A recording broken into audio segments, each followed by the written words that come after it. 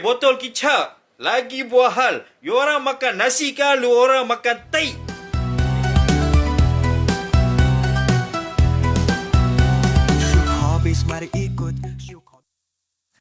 Di dalam video ini, Cikgu Chandra melepaskan kemarahan secara terbuka terhadap isu kecurian tabung masjid dan beberapa dakwaan berkaitan pencerobohan serta jenayah. Bahasa yang digunakan memang keras, tajam dan terus terang. Fokus utama dia jelas, jenayah tetap jenayah tak kira siapa yang buat. Dia mempersoalkan kenapa tabung masjid pun sanggup dicuri. Lebih-lebih lagi dalam bulan Ramadan. Bagi dia, ini bukan sekadar isu duit tapi soal maruah dan hormat rumah ibadat. Bila masuk bulan yang sepatutnya penuh ibadah tapi ada pula kes macam ni, memang orang akan naik angin. Dalam masa yang sama, dia sindir pihak yang kononnya digelar pembina negara tapi terpalit dengan isu jenayah dan pencerobohan. Dia mencabar untuk debat soal statistik jenayah menunjukkan dia yakin dengan pendirian sendiri. Dia turut disentuh insiden di Mahkamah Tinggi di mana individu yang ditegur dikatakan berlagak gangster tetapi lari bila nampak polis dan SB. Nada dia mungkin kasar tapi mesej dia jelas. Kerja halal itu pilihan, jenayah bukan jalan hidup. Teguran dia keras tapi itulah realiti yang dia nak orang dengar.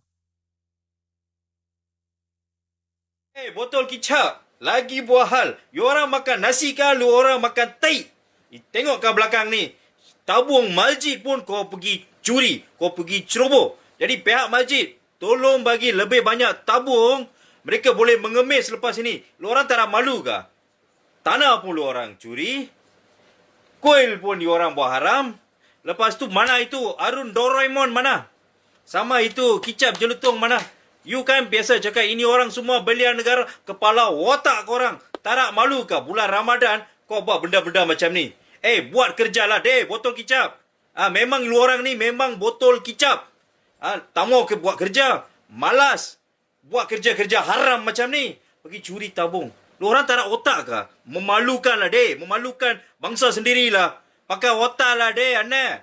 Lepas ni bagilah lebih banyak tabung kepada belia-belia botol kicap. Jelutong. Saya cabar you lah. Kita debate lah. Siapa banyak yang buat jenayah kat Malaysia ni? Botol kicap. Dan pagi tadi cikgu pergi Mahkamah Tinggi. Ada satu kes. Keluar saja 2 orang. Botol kicap juga. Oh, dia cakap, you jangan cakap macam tu. Buat dia buat gangster.